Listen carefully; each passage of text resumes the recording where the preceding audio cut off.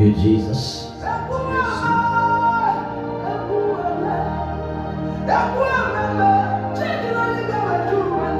We welcome everybody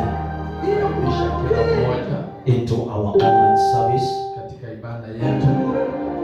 In Jesus' name. Kwa jina la Yesu.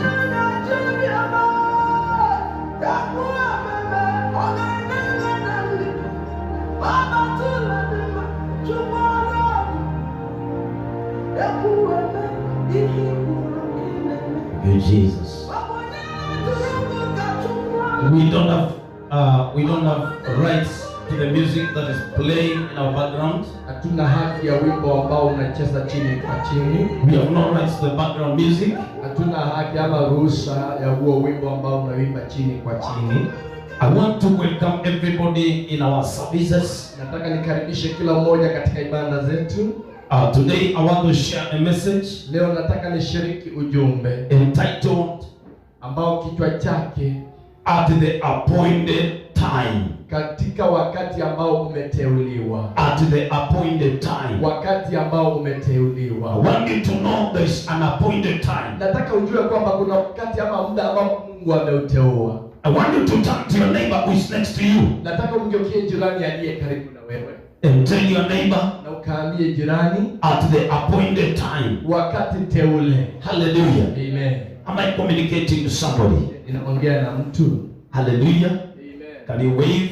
Unipungie mkono. I want you to say at the appointed time. Nataka useme wakati teule. At the appointed time. Wakati ambao umeteuliwa. You need to know this. Unahitaji ujue hili.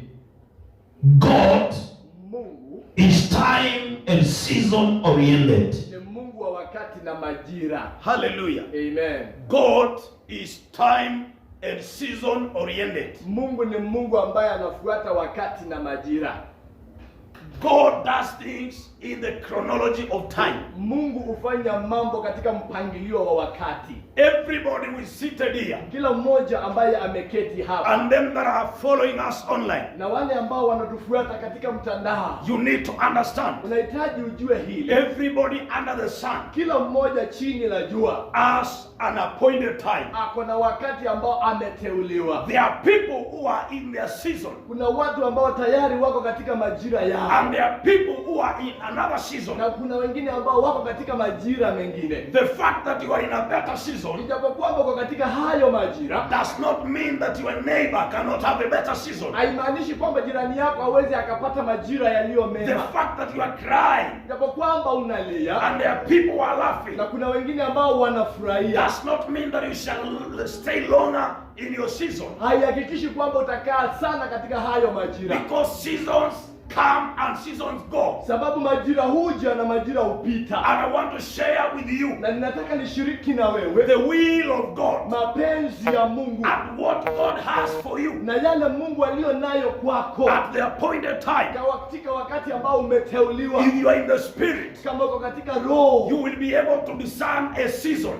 utakuwa na uko na uwezo wa kufumbua ama kutambua wa majira. And when you understand seasons, Na ukiyafahamu majira, you don't need anybody to confuse you on the way. hauhitaji yeyote akuchanganya katika safari, Because God is season oriented. sababu Mungu ni Mungu wa majira. You need to understand. Unahitaji uelewe. Everyone has his season. I want you to write down as a point. Nataka unakiri chini la kwanza kwamba kila mtu ako na majira yake. Everybody has his season. Kila mtu ako na wakati wake, His season. majira yake. In Genesis chapter 18 verse 13 and 14, Mwanzo 18 ule mstari wa 13 mpaka wa 14. the Bible says, Biblia inasema, and the Lord said unto Abraham, wherefore did Sarah laugh, saying, shall I of surety bear a child which am old? Verse 14, is anything too hard for the Lord? At the appointed time I will return to thee, according to the time of life, and Sarah shall have a son. Bwana akamwambia Ibrahimu, mbona Sara amecheka akisema, mimi kweli nitazaa mwana nami ni mzee? kuna neno gani lililo gumu la kumshinda Bwana? Kwa muhula wake nitakurudia, wakati huu mwakani na Sara atapata mwana wa kiume. At the appointed time, wakati ambao umeteuliwa, in the life of time, katika wakati wa maisha, I will return to you. Nitakurejeshea. I will return to you. Nitakurudia. And I will perform my word. Na nitayatimiza maneno yangu. I want you to know. Ninataka uelewe. You are not a cast out in the kingdom of God. Wewe sio mtu ambaye umelaaniwa katika ufalme wa Mungu. You are not of your own. Wewe sio wewe umejifanya. You have been bought with a price. Umenunuliwa kwa gharama. You have been bought with a price. Umenunuliwa kwa gharama. You belong to God. Wewe ni wa Mungu. You are a king. You are a child of the king. Wewe ni mwana wa mfalme. You don't need to be shaken. Hauhitaji utikizwe. In the right season. Katika majira yaliyo mema. And at the right time. Na katika majira yaliyo mabaya. God will return to you. Mungu atakurudishia. God will return to you. Atakurudia. Hallelujah. Amen. Brethren, let me tell you. Wapendwa, acha niwaambie. Many people are suffering. Watu wengi wanafadhaika. Because they don't understand their seasons. Sababu hawayafahamu majira yao. When you know you are in a certain season. Unajua kama uko katika majira fulani. There is no cause of alarm. Hakuna alama, hakuna hatari ambayo inafanyika. There is no problem. Hakuna shida yoyote. There is nothing to worry. Hakuna chochote cha kufadhaika. When you know ukijua you are in the right season, uko katika majira yaliyo mazuri, and you understand your season, na uyafahamu majira yako, and you know what God is doing in the season, na ujue kile ambacho Mungu anafanya katika majira yako, you shall not be moved. Hautatikizwa. God, Mungu at the appointed time, katika wakati ulioteuliwa, he visited Sarah. akamtembelea Sara. Everybody has his season. Kila mmoja ako na majira yake. I came to tell you, Nimekuja nikuambie, you don't need to be moved. hauhitaji utikizwe. Do the right thing Fanya iliyo njema and wait upon God. na umngojee Mungu, For in the right time, kwa maana katika wakati ulio mzuri, at the appointed time, katika majira ambayo ameyateua, God will come to you. Mungu atakukujia wewe. He will come to you, Atakuja kwako and he shall perform his word. na atalitenda neno lake. Hallelujah. Haleluya. You need to know, Unahitaji pia ujue God works in seasons. Mungu hufanya kazi katika majira. Seasons come and seasons go. Majira huja na majira hupita. Seasons are not permanent, Majira hayaji ili yadumu, and seasons are not comparable. na majira hayalinganishwi. You cannot compare what you are undergoing with your neighbor. Hauwezi linganisha yale ambayo unayapitia na yale jirani anayapitia. Every person under the sun Kila mmoja chini ya jua has a specific season, ako na majira yake binafsi, and in every season, na katika kila majira God will perform his word. Mungu atalitenda neno lake. Listen to me. Nisikilize, There is daytime kuna mchana and there is nighttime. na kuna majira ya usiku. There is morning and there is midday. Kuna asubuhi na kuna masaa And there is evening. na kuna masaa ya jioni. You need to understand the chronology of time. Unahitaji ujue ule mpangilio wa wakati. In the book of John chapter 5 verse 1, Yohana 5 mstari ule wa kwanza, the Bible talks of a man. Biblia inaongea kumhusu mtu. A man that had stayed in the pool of Bethesda Mtu ambaye alikuwa amekaa katika ile dimbwi la Bethesda in Jerusalem. katika mji wa Yerusalemu. And he had stayed here for that 8 good years. Na alikuwa amekaa pale miaka 30. The man was in a season, Alikuwa yule mtu katika majira fulani, and the season was not favorable. na yale majira hayakuwa yanakubalika. The Bible says Biblia inasema there was a certain time kulikuwa na wakati fulani when the angel of God would come down wakati malaika wa Mungu angeshuka and trouble the water, na ayatibue yale maji, and whoever entered first in water na aliyekuwa anaingia wa kwanza was healed whatever sickness and disease he had. aliponywa kila aina ya magonjwa na maradhi ambayo alikuwa nayo. And this man Na yule mtu had no one to help him. hakuwa na wa kumsaidia. Let me tell you, Wacha nikwambie, there are seasons you lack persons to help you. kuna majira ambayo utakosa watu wa kukusaidia. God will allow people not to help you Mungu ataruhusu watu wasikusaidie because of his agenda and plan. sababu ya mpangilio wake na kusudi lake. The Bible talks of this man. Biblia Biblia inaongea kumhusu huyu mtu. He was visited by Jesus Alitembelewa na Yesu in the pool of Bethesda. katika dimbwi la Siloamu. And in John 5:6, Yohana 5:6, the Bible says, Biblia inasema, and when Jesus saw him na wakati Yesu alimuona and he knew na akajua that this man had in this situation kwamba mtu yule alikuwa katika ile hali for a longer time, kwa muda mrefu, he said to him, akamnena na do yeye, you want to be made whole? je, unataka kufanywa mzima? I came to tell you, Nimekuja nikuambia, no matter where you are, haijalishi mahali ulipo, how many people are with you, watu wangapi wako na wewe, and how many people have deserted you, na wangapi wamekuacha. you need to understand this fact. Unahitaji uelewe hili sehemu. At the appointed time, Katika wakati uliopangwa, God will visit your pool. watakutembelea kidimbwi chako. Hallelujah. Haleluya. Walk on the basis. At the appointed time, Wakati ambao Mungu ameutenga, God will visit your pool. Mungu atakutembelea katika kidimbwi chako. This man Mtu yule had no one to help him. hakuwa na wa kumsaidia. The first day, Siku ya kwanza he had so many people. alikuwa na watu wengi. Everybody was telling him, Kila mmoja alikuwa anamwambia, we wish you a big recovery. tunakutabukia ama tunakutakia kupona haraka. They came with flowers, Walikuja na maua and they gave him flowers. na wakampea maua. Others came with cards, Wengine wakakuja na kadi and they told him how much they care about him. na wakamwonyesha jinsi wanamjali, And they told him, na wakamwambia, we shall be with you tutakuwa pamoja na wewe until the close of age. mpaka siku ya mwisho. But they began to be few.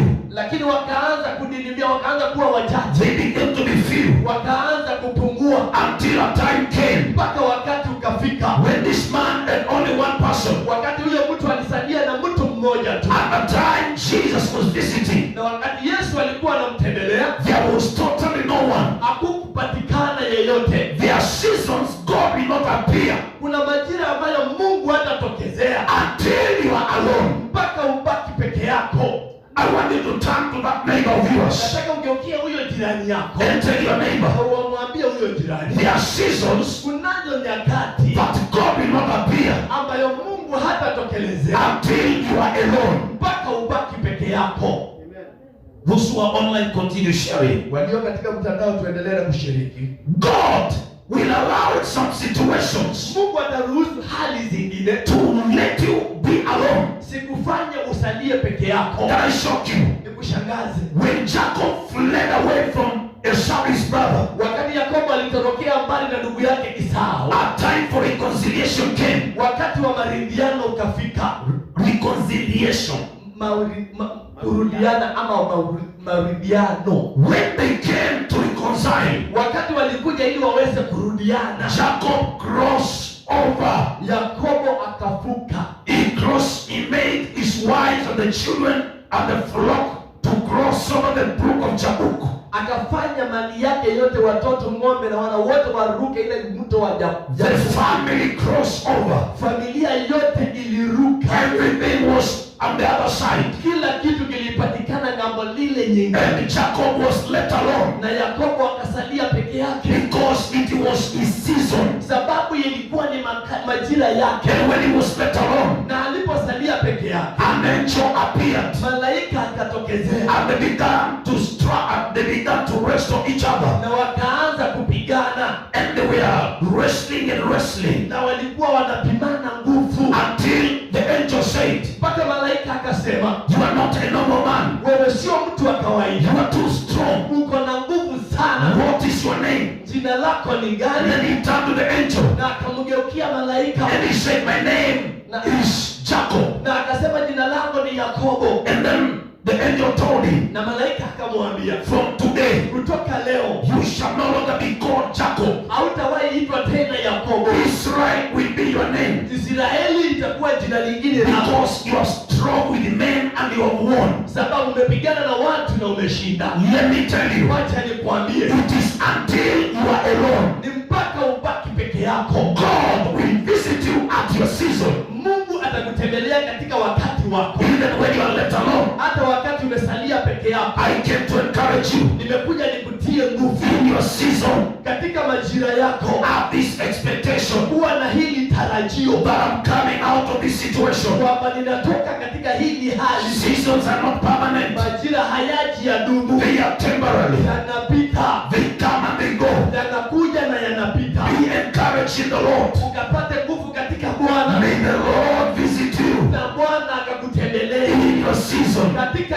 majira yako. Let me tell you, Wacha nikuambie, there is nothing that is too permanent. hakuna chochote ambacho ni cha kudumu sana. God will intervene in your season. Mungu ataingililia katika majira. I want you to shout and say, Nataka ushangilie na useme, I am coming out of my season. ninatoka katika majira yangu. Where I am, Ambapo nilipo it is not permanent. siko pale ni dumu, It is temporary. inapita. Seasons come Majira huja and seasons go. na majira hupita.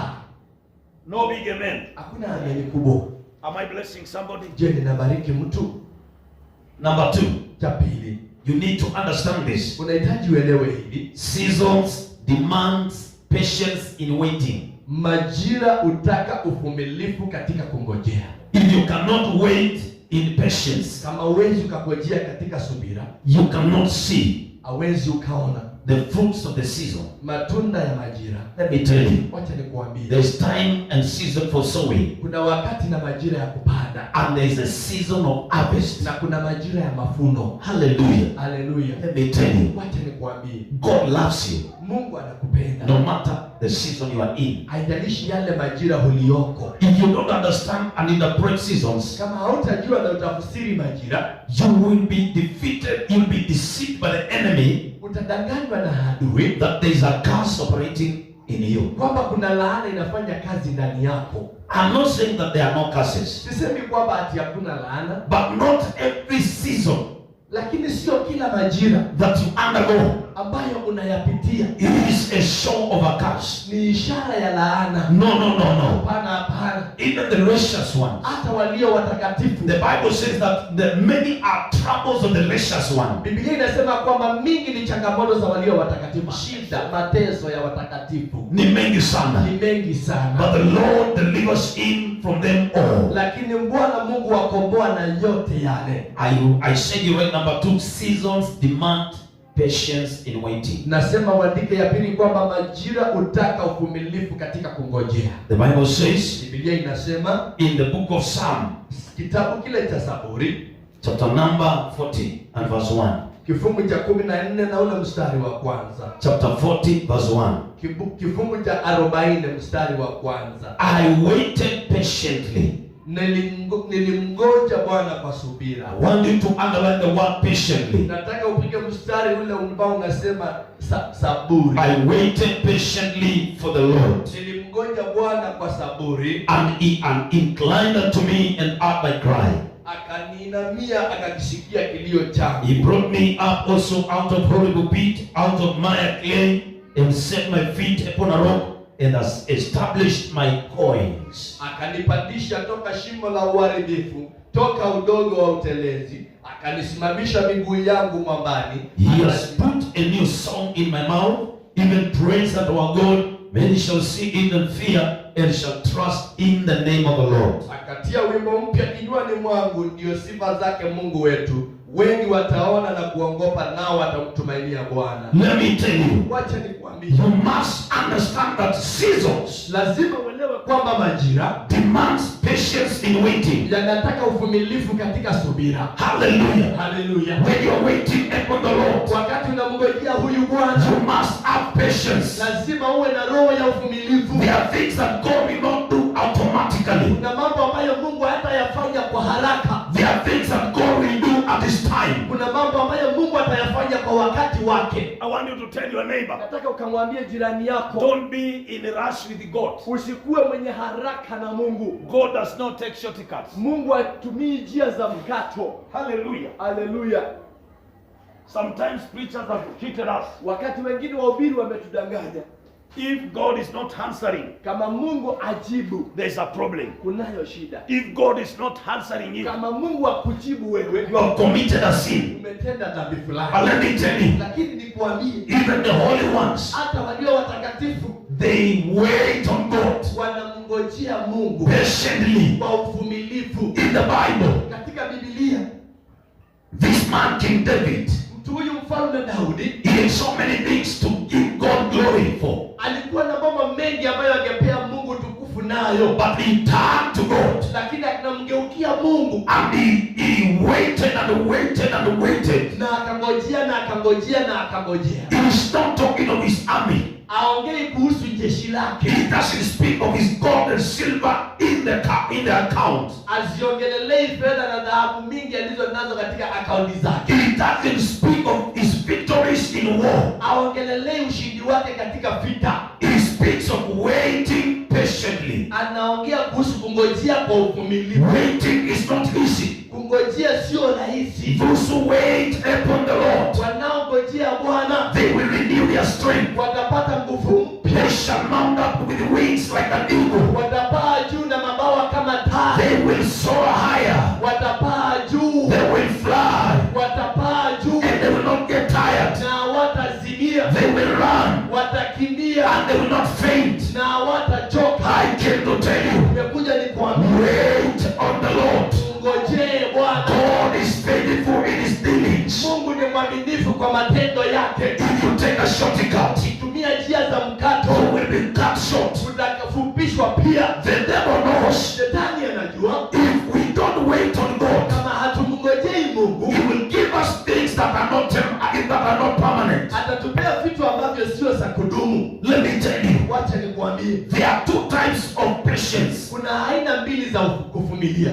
Not two but three.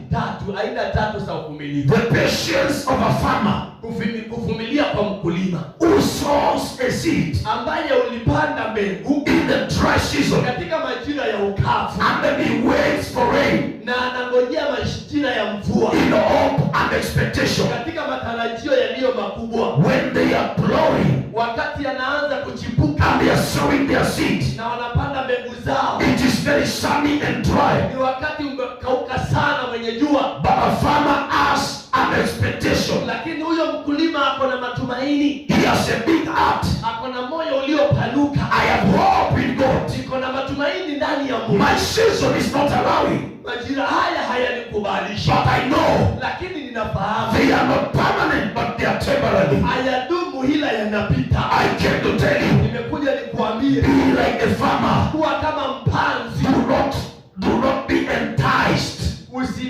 usivunjike moyo, Don't be enticed. Usidanganywe. usidanganywe By short and quick miracle prayers. kwa miujiza ya rahisi na maombi ya haraka. Only people in the Bible, Watakatifu katika Biblia they waited. walingojea. Abraham waited for Isaac. Ibrahimu akamsubiri Isaka, Hannah waited for Samuel. Ana akamngojea Samueli, Rebecca waited for Isaac. Rebeka akamngojea Isaka, And many and many and many. na wengi na wengi na wengi. Moses waited the children of Israel. Musa akangojea wana wa Israeli. Children of Israel waited for 430 years. Wana wa Israeli wakangojea miaka 430 Waiting for a deliverer kungojea mkombozi to take them out of Egypt. ili awatoe katika nchi ya Misri. I am not saying Sisemi that God takes pleasure in the longevity of your desert. kwamba Mungu hufurahia wakati unapitia hali ya ukame. No. Hapana, hapana. But I'm saying, Lakini nasema even in your wilderness, hata katika hilo jambo lako, believe in God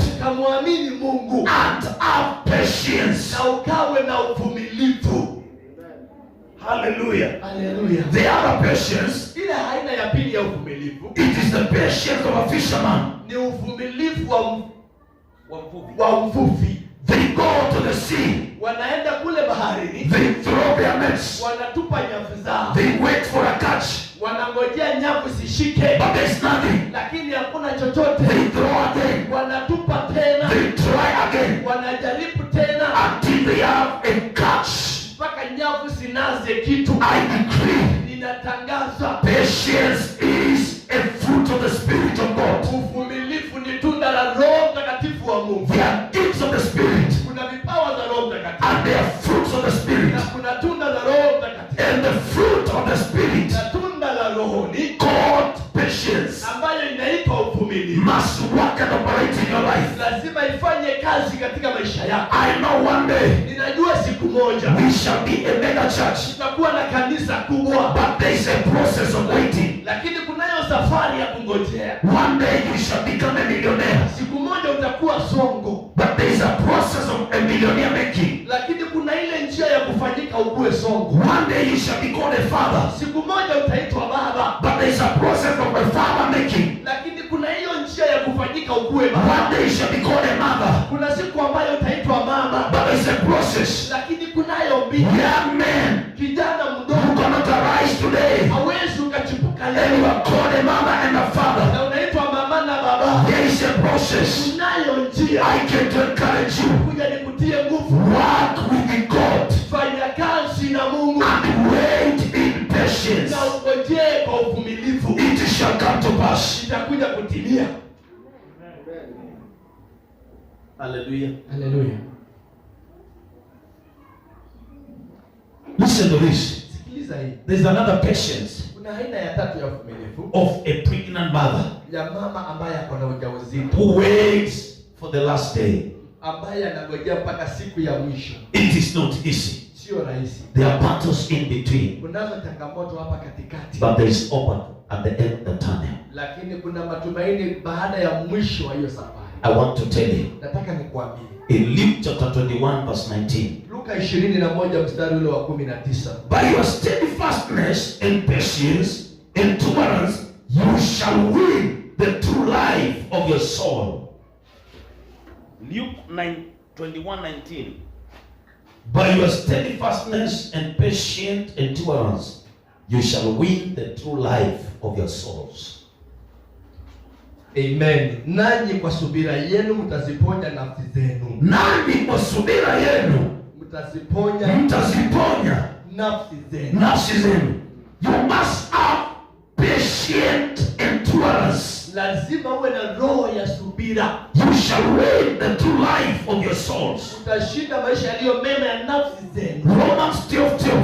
Warumi 12:12. Rejoicing in hope, Kufurahia katika matumaini, patient in tribulation, uvumilivu wakati wa shida, continuing instant in prayer, kuendelea kusimama wima katika maombi, while waiting for the right season. ukiwa unangojea majira yaliyo mazuri. Rejoice in hope. Furahia katika matumaini. Hallelujah. Hallelujah. Even when things are worse, Hata wakati mambo ni mabaya, have a rejoicing heart kuwa na moyo wa kufurahia and say to yourself, na ujisemezee, I am going through this tribulation, ninapitia hizi shida, but it is a season. lakini ni majira. Seasons are not permanent. Majira hayaji yadumu, They are temporary. yanapita, They come and they go. yanakuja na yanaenda. I pray for you Ninakuombea wewe in your season. katika majira yako, Experience the power of God kasihisi nguvu za Mungu through endurance kupitia kwa kusubiri and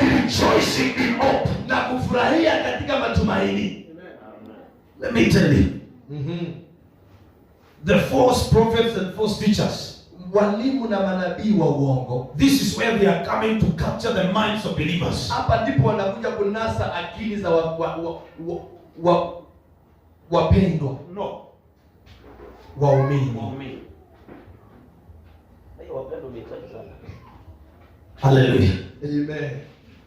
Because they know if you don't know the scripture, Kwa sababu wanajua kama hauyajui maandiko, they will come with a prophecy. watakuja na unabii. They will tell you, you are going through this and this because of ABCD. Watakuambia unapitia hii na hii sababu ya hile na hile. And if you are not grounded in the word of God, Na kama hujatengenezeka katika neno la Mungu, you will be tempted to do things that are awkward. utajaribiwa kufanya mambo ambayo sio ya kawaida. But if you are grounded in the word of God, Lakini kama umepandika katika neno la Mungu, you shall know that I am in a season. utajua kwamba uko katika majira. And this season is not permanent. Na hayo majira hayajakuja ya This season is temporary. haya majira yanapita. You are not appointed to be a poor permanently. Haujateuliwa ukuwe masikini wa kudumu. You have not been appointed to become a beggar permanently. Haujawekwa ukuwe mtu wa kuombaomba milele. You are not in lack permanently. Hauko pale ukose milele. What you are going through, Jambo ambayo unayapitia, others are also going through. wengine pia wanayapitia. And people in the Bible went through it. Na watu katika Biblia walipitia And they overcame through patience. na walishinda kupitia kwa kuvumilia. I pray for you. Na kuombea May wewe the eyes of the Spirit be opened. na macho revelation. kwamba ukaunase huu ufunuo, And by the power of the Holy Spirit, na nguvu za Roho Mtakatifu, you shall wait in patience. utangojea kwa subira. I pray for you. Ninakuombea wewe, Do not follow after quick miracles. usikimbililia usiangukie miujiza ya haraka. Even miracles are worked for. Hata miujiza inafanyiwa kazi. Miracles are worked for. Miujiza pia inafanyiwa. Don't be cheated. Usidanganywe. A preacher telling you something, kitu ndio inakuja na anguka kitu. Every miracle is worked for. Kila muujiza unafanyiwa kazi.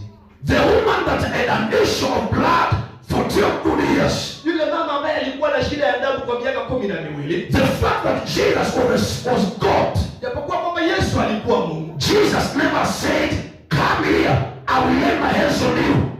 Yesu hakusema kwamba kuja hapa nitawekelea mikono yako. The Bible says she said to herself, Biblia inasema kwamba akajisemea, "I will touch the edge of his garment nitagusa pindo la vazi and lake I shall be healed." na nitapata uponyaji. Every miracle Kila muujiza requires your cooperation. unahitaji wewe usimame nao. There is not a quick, simple miracle. Hakuna muujiza wa rahisi na wa haraka. Every miracle is by faith, Kila muujiza ni kwa imani, and faith na imani is believing ni kuamini and having hope na kuwa na tumaini of things that are hoped for, ya mambo ambayo unayatumainia. a substance of things, Ni ishara ama ni matokeo ya mambo, things that are not seen. mambo ambayo I hayaonekani. pray for you Na kuombea wewe by faith. kwa imani, You are coming out of your season unatoka katika majira yako by faith. kwa imani. You are going to redefine who you are. Utaenda kujitambua wewe ni nani. People will not know you Watu hawatakujua when you are happy. wakati uko na furaha. People will not know your strength Watu hawatazijua nguvu zako when you have everything with you. wakati uko na kila kitu ndani yako, But you shall be known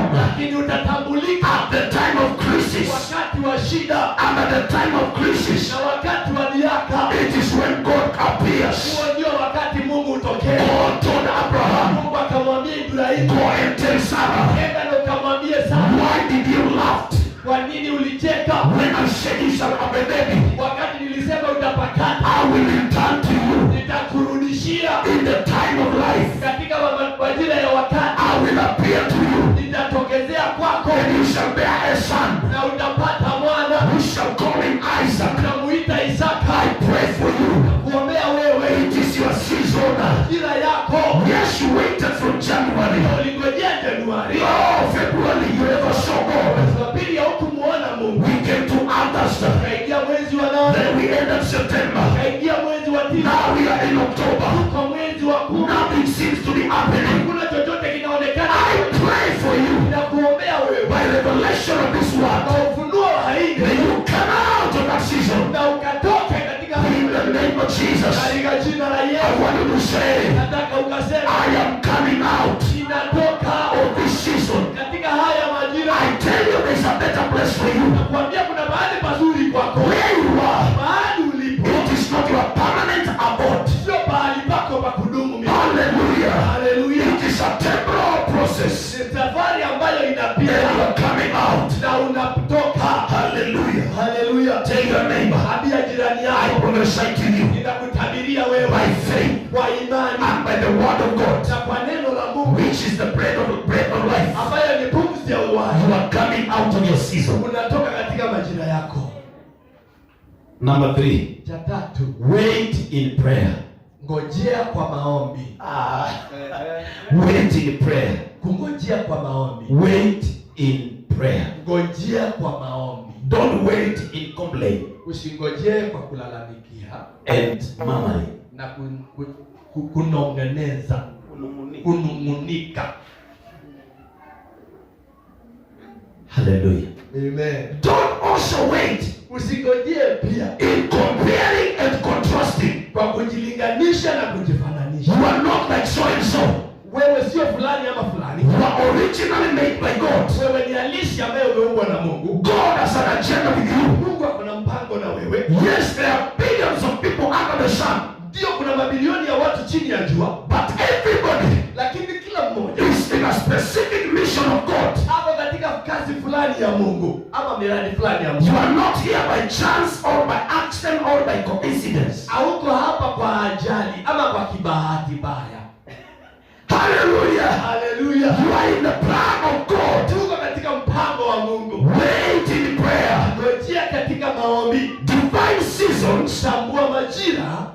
divine seasons Majira ya kiungu are birthed in prayer. yanazaliwa katika maombi. Turn to your neighbor Geukia jirani yako and tell your neighbor, ukamwambia jirani, divine seasons majira ya kiungu are birthed yanazaliwa in prayer. katika hali ya maombi. There are things that you not find them anyhow. Kuna mambo mengine hautayapata tu kwa kirahisi, But through prayer, lakini kwa maombi you shall give back to your season. utayazaa majira yako. Let me tell you, Wacha nikwambie, prayer is a platform maombi ni pahali palio laini that introduces you ambayo panakutambulisha into your season. katika majira yako. There are things that you not discover Kuna mambo ambayo hauwezi ukayagundua until you become a prayer warrior. mpaka ukuwe mtu wa maombi. Rapakatarabashando. I came to tell you, my brother and my sister in the Lord, Kuja nikwambie ndugu yangu na dada yangu katika Bwana, there are levels you not attain in life. kuna viwango hautafika katika maisha.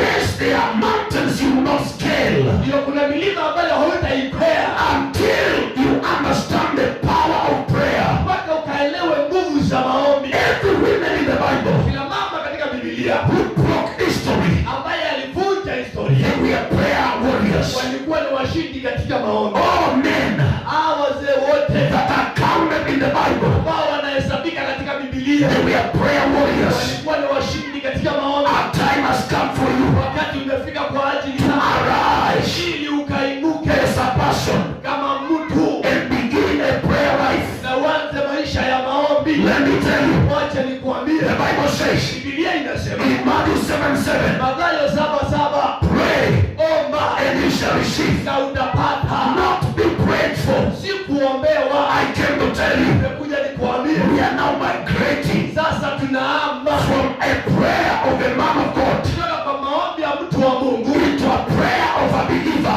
katika maombi ya waumini. Hallelujah! Haleluya. Shakatarabashando. Haleluya.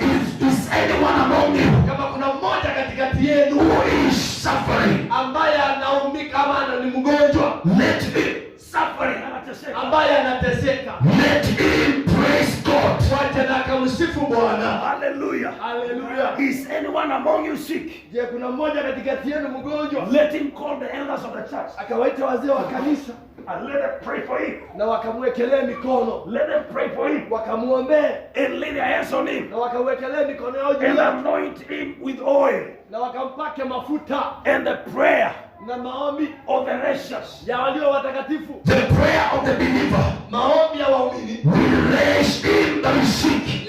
yatamuinua aliye mgonjwa. The prayer of a believer, Maombi ya muumini, the prayer of a son of God. maombi ya mwana wa Mungu. I want you to know, Nataka ukafahamu a time has come wakati umefika for you to desist. ili wewe ukatoke, You desist.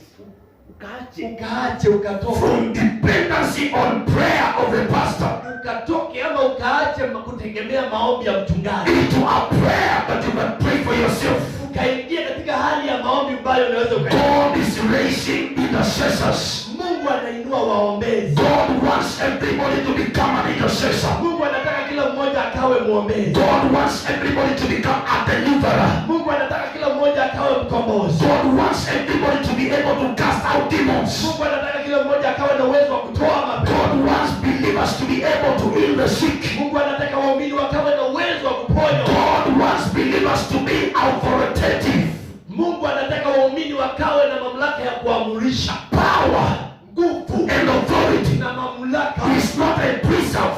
sio hayajahifadhiwa Preachers only. kwa wahubiri peke yao, It is for the sons of God. ni kwa wana wa Mungu, And the sons of God you are. na wana wa Mungu umefanyika wewe.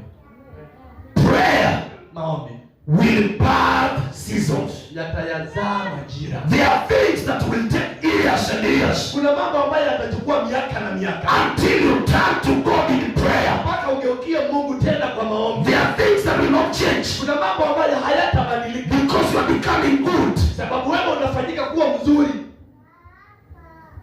Hallelujah. Haleluya. Goodness will not help you. Wema hautakusaidia. You need to become a prayerful believer. Unahitaji uwe mtu wa kuomba. kuomba.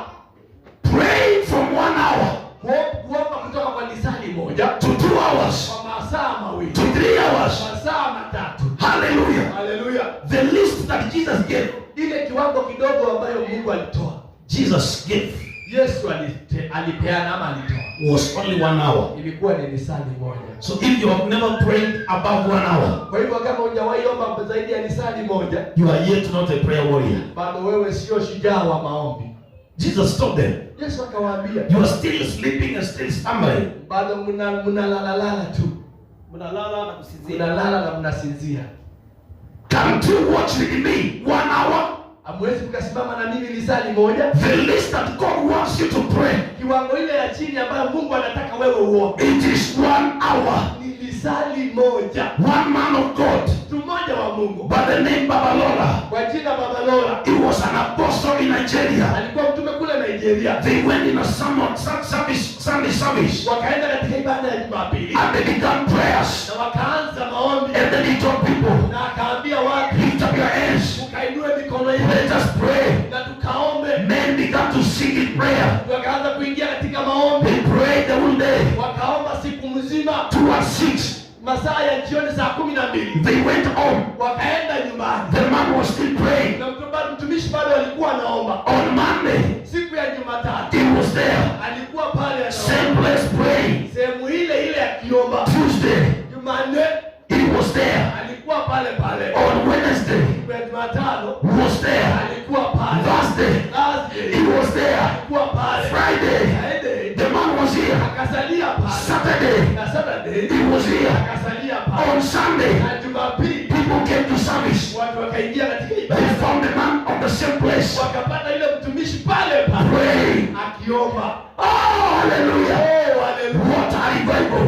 Je, ni uvuvio gani? One time he knelt on a rock, Wakati mmoja akapiga magoti katika jiwe, and when he was praying, na alipokuwa akiomba, where the knees were touching on the ground, mahali magoti yalikuwa yanaliguza mawe, the rock split, ile mawe ikapasuka, and there was a deep valley. na kukakuwa na bonde kubwa. A man praying. Mtu akiomba, God is moved by prayers. Mungu anasukumwa na maombi. If you can pray, Kama unaweza ukaomba, you are going to come out of that season. utaenda kutoka katika hayo majira. The Bible says Biblia inasema there was a devout man of God, kulikuwa na Mungu, mtu alikuwa amejitolea, mtu ambaye alikuwa amejitolea wa Mungu of the Italian band, of the Italian band, katika wa kundi la wa Italian. kundi la Italiano. His name was Cornelius, Jina lake Cornelio, and the Bible na says Biblia inasema he was a holy man alikuwa ni mtu mtakatifu and devoted, na ambaye amejitolea, a man who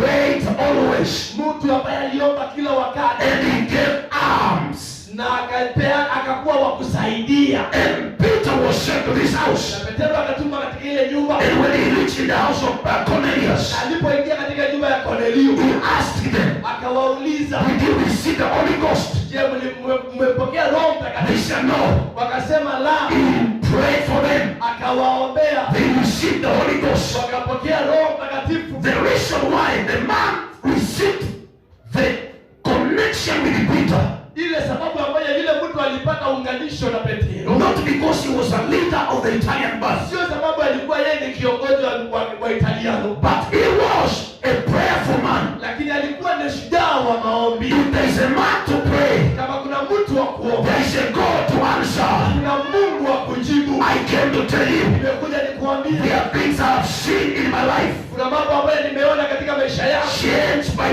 prayer. yamebadilishwa na maombi. Let me tell you, Wacha nikuambie, you cannot pray from 2 a.m. hauwezi ukaomba kutoka saa 8 ya asubuhi or 3 p.m. 3 a.m. ama saa 9 ya asubuhi and continue daily na uendelee kila and siku pray na uombe and you remain the same. na usalie vile vile. Revival is coming through prayer.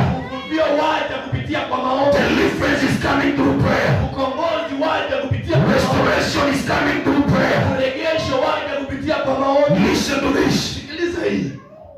Prayer is a game changer of seasons. Maombi ndio ni njia ya kubadilisha majira. Through prayer, Kupitia kwa maombi you grow yourself in the most holy faith. unajikua kwa utakatifu wa aliye mkuu. If you you want to overcome sin, Kama unataka ushinde dhambi, you don't need to be laid hands on. hautaki uwekelewe mikono. Become prayerful. Kuwa mtu wa kuomba. Sin will leave you. Dhambi itakuacha. Ah. Aha. If there is something that you're struggling with, Kama kuna kitu ambacho unakipigana nacho,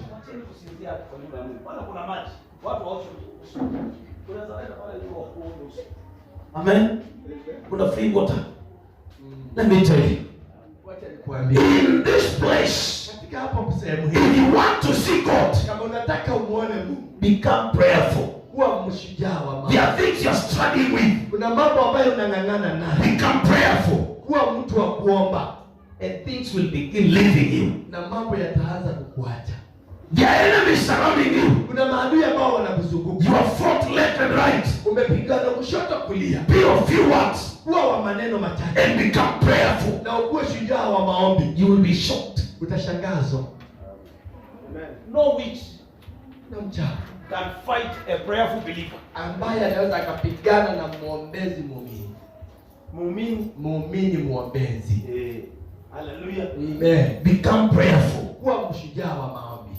Moses climbed on the hill Musa akapaa kwa kwenda juu ya mlima with Aaron and Hur, pamoja na Haroni na Huri, and they began to pray. na wakaanza kuomba. When Moses lifted up his hands, Wakati Musa aliinua mikono yake, Israel was winning. Israeli ilikuwa yashinda. When he lowered his hands, Anaposhusha mikono yake, they were defeated. walikuwa wanashindwa. I came to tell you, Nimekuja nikwambie, wait in prayer. ngojea katika hali ya maombi. Only prayer. Maombi pekee. Wait. Ngojea.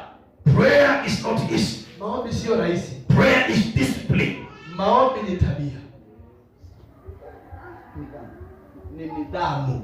There is no a ministry called ministry of prayer, Hakuna huduma ambayo inaitwa huduma ya maombi, and there is no gift of prayer. na hakuna kipawa cha kuomba. Oh, pastor is gifted, he can pray. No, Mungu ako na talanta ya mchungaji, ako na talanta ya kuomba. La, that brother can pray. He's gifted in prayer. Nothing like prayer gift. hakuna talanta ya kuomba ya In prayer, katika maombi. you only discipline yourself. Ni nidhamu tu. You just discipline yourself, Unajipea nidhamu and you put your heart into prayer, na unaelekeza moyo wako katika, and you pay the cost. na unalipia gharama. Yes, kuna gharama. Unailipia. Hakuna kipawa cha kuomba katika Biblia. Mm. Anybody and everybody should become a praying machine.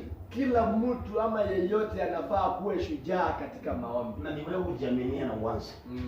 Hallelujah. Amen. Praise the Lord. Bwana na asifiwe. Wait in prayer. Ngojea katika hali ya Prayer moves things maombi, hufanya mambo yasonge. from the invisible realm to the visible realms. Maombi huhamisha vitu katika anga isiyoonekana hadi kwa anga ionekanayo. The things that you want, Mambo ambayo unayahitaji you can't see them now. hawezi ukayaona kwa sasa, They are invisible. hayaonekani. But for you to transfer them to the physical world, Lakini kwako uyahamishe kutoka hiyo dunia isiyoonekana to the physical, kwa dunia ionekanayo. you must be a prayer warrior. Lazima uwe shujaa wa maombi. Anything that is not birthed in prayer shall be temporary. Chochote ambacho hakijazaliwa katika maombi kitapita. Amen. Amen. And the last one, Na ya mwisho, giving in worship kutoa katika ibada changes seasons. kubadilisha majira. Luke chapter 6 verse 38. Luka 6:38. Give and it shall be given unto you.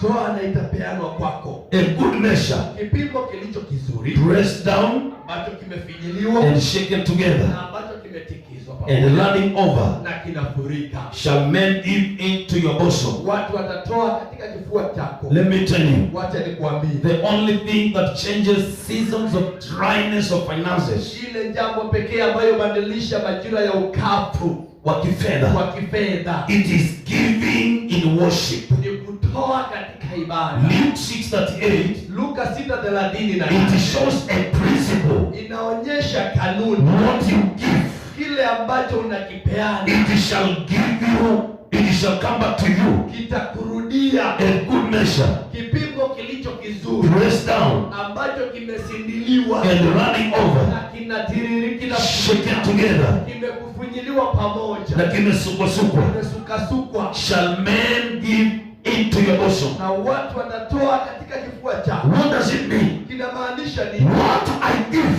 Ambacho ninakitoa to God, kwa Mungu, I may not receive it from this altar now, naweza kosa kikipata katika haya madhabahu kwa leo, but men all over the world, lakini watu dunia, ulimwengu wote, they shall come to me watakuja kwangu to respond to the word of God. ili wakalijibu neno la Mungu. In Luke 6:38, Katika Luka 6:30, give peana and it shall be given unto you. nanyi mtapewa. So if you are not giving, Kwa hivyo kama hautoi, it is not given to you. akitatolewa kwa. There are things that will not change Kuna mambo ambayo hayatabadilika until you become a giver in worship. mpaka uwe mtu wa kutoa katika ibada. A good measure will come to you Kipimo cha kilicho kizuri and pressed down ambacho kimesindiliwa, and shaken together ambacho kimefanywa pamoja and running over na kinafurika, shall be given into your bosom. kitatolewa katika kifua chako. In your bosom Katika kifua chako you shall receive whatever you give. utapokea ambacho unakitoa. If you give prayers, Kama utatoa maombi, you shall receive prayers. utapokea maombi. If you give mercy, Ukitoa rehema, you shall receive mercy. utapokea rehema. If you give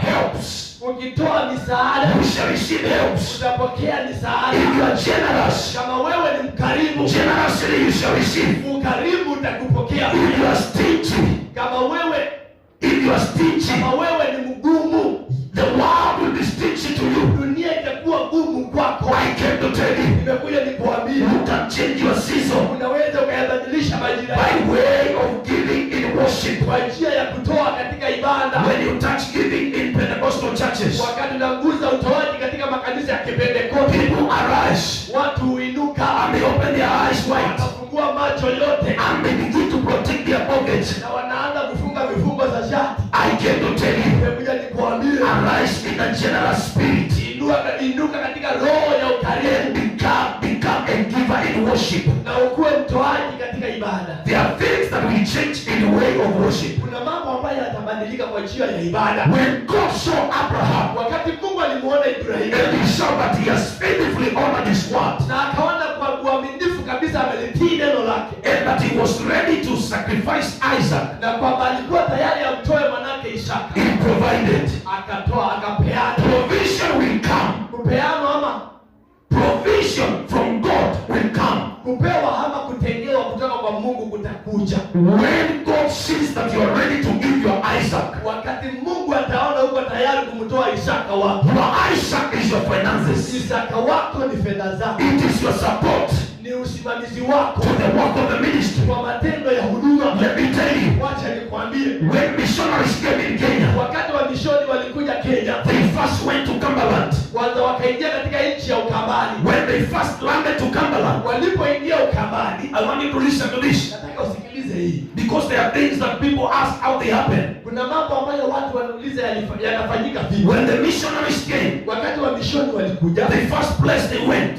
kwanza sehemu ya kwanza walioenda was in Machakos, Kalamba, and Kibwezi. ilikuwa pale Machaka, Lamba na Kibwezi, And they wanted a land to build a missionary center. na walitaka sehemu wajenge mahali pa wamishoni, And the Kamba people said, no, na Wakamba wakasema la, you want to take our land. mnataka mchukua ardhi zetu. And by then, Na kwa wakati ule there was their traditional leaders, kulikuwa na viongozi wao wa dini traditional, wa mila zao, viongozi wa mila zao, and these people, na watu wale they began to bewitch the missionaries. wakaanza kuwaroga wale wamishonari, They bewitched them, wakawaroga and they sent bees na wakatuma nyuki and wasps. na Mafu. Kama Kiswahili shauri yako. Mafu. Naangalia kwa dictionary inaitwa hivi. Amen. And when they sent these insects, Na walipotuma hao wadudu, finally they said the place where we can give you to put a church is here in Kalamba, a place with a rock. A very hard ground where even digging is a problem. That is what they gave to the first altar of missionary work in Kenya. Na baadaye wakasema kwamba mahali ambapo tunaweza tukawapea mjenge kanisa la mishonari ni sehemu inaitwa Kalamba, mahali kuna mawe ngumu, huwezi jenga hata msingi. And men gathered together. Na watu wakakusanyika pamoja. And they went to Mumbune. Na wakaenda pale Mumbune. And they lit fire. Na wakawasha moto. And men urinated the fire over the fire. Na wakakojolea juu ya huo moto wazee. Na wakasema whatever chochote has quenched this fire, ambacho kimekausha huu moto, let it quench this missionary work in Kampala. Kikakaushe hii kazi ya wamishonari katika ardhi ya Ukambani. I don't want to speak about it. Sitaki niongeza. The rest is history. Ile ingine ni hadithi. It has affected even the political world, imetupiga hata katika dunia ya kisiasa, even spiritual, hata hali ya kiroho, even economically and in agriculture way, hata kifedha na katika hali ya ukulima. The missionaries went to Central, wamishonari wakaenda nchi za sehemu za katikati ya nchi, and they were given big lands and fat lands, na wakapewa sehemu vichaka zilizokubwa na zenye dhoruba, and they began to build hospitals and schools, na wakaanza kujenga mashule na mahospitali. I don't want to speak much. Niongee zaidi. Every seed that you sow, kila mbegu ipenda, there is a big harvest. Kuna mavuno yaliyo makubwa. You can now discern yourself. Unaweza ukajifumbua mwenyewe. Where are the great developments? Je, maendeleo makubwa yako wapi? Great blessings of the soil. Baraka kubwa za huu mchanga. Hallelujah. Hallelujah. Big hospitals and big universities. Mahospitali na vyuo vya kuheshimika. Why? Kwa nini? Missionaries had a safe haven. Wamishonari walikuwa na pahali penye ulinzi mzuri. Hallelujah. Hallelujah.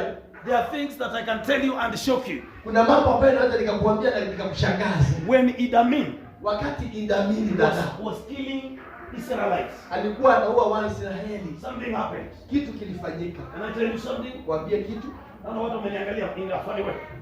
Bwana sifiwe. Amen. Am I becoming controversial?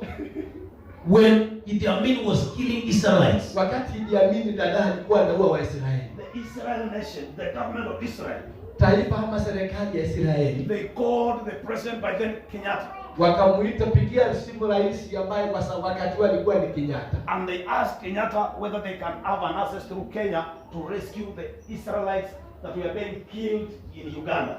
Na wakauliza kwamba wanaweza wakapata nafasi ya kupitia Kenya ili wakaokoe Waisraeli ambao walikuwa wanamalizwa na dadaa huko Uganda. And through that, na kupitia kwa hiyo, Israel nation blessed the Kenyatta family. Taifa ya Israeli ikabariki familia ya Kenyatta because of helping them in logistics and in the passage, and they gave them some machinery. Sababu ya kuwasaidia kwa mbinu na kuwapea ruhusa na pia kwa vyombo. Whatever you give, chochote ambacho unakitoa, people shall bring to your bosom. Watu wakatakilete katika kifua chako. There are things that I can tell you and they can shock you. Kuna vitu ambazo naweza nikakuambia na zikakushangaza. There are things that we can judge as men. Kuna vitu ambazo tunaweza tukazihukumu sisi kama watu. But let me tell you, lakini nikukuambia, whatever you sow, chochote ukipanda to the kingdom of God, katika ufalme wa Mungu, it may leave your end, japo kinaweza kikaiacha mikono, it shall never leave your life. Hakitawahi acha maisha yako. There are people you helped in life. Kuna watu ambao uliwasaidia katika maisha. They never came to say thank you.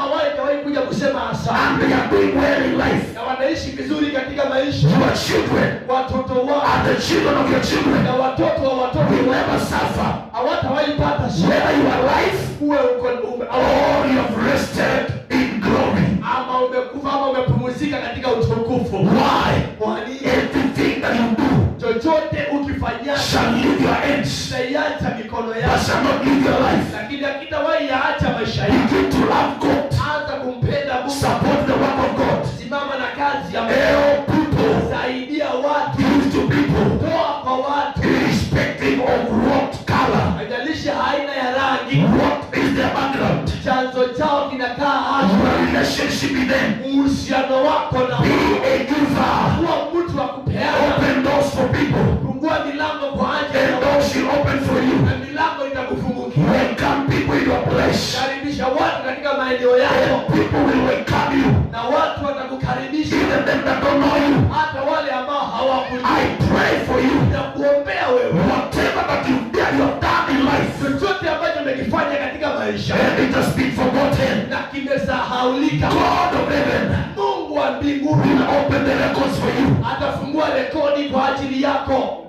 Be a giver. Kuwa mtu wa kutoa. Hallelujah. Haleluya. If you remain stingy, Ukikuwa wewe ni mgumu, everything will be stingy around you. na kila kitu ambacho cha kuzunguka kitakuwa kigumu. Be generous. Kuwa mkarimu. Listen to this. Sikiliza hii. Financial liberty Ukombozi wa kifedha and financial freedom na uhuru wa kifedha comes through giving. huja kupitia kwa kutoa. Hallelujah. Haleluya. Great wealth is always released Utajiri mkubwa kila wakati unaachiliwa after discovery of the principle of giving in worship. baada ya kutambua kanuni ya kutoa katika ibada. This do not when we give. Mambo ya kuweka ya mambo ya muhimu ambayo tunafaa tuyaweke wakati tunatoa.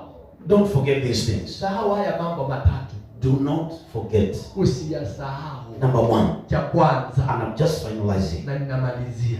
Giving shows ultimate intimacy with God in worship. Kutoa kunaonyesha ukarimu ama upendo mkubwa na ukumbatio mkubwa katika ibada. God is a giver. John 3:16. Yohana 3:16, Mungu ni mtoaji. Number two, Cha pili, giving touches the heart of God. kutoa unguza moyo wa Mungu. When we give, the heavens response. Wakati tunatoa, mbingu inajibu. Number three, Na cha tatu, giving unlocks doors of wealth and prosperity.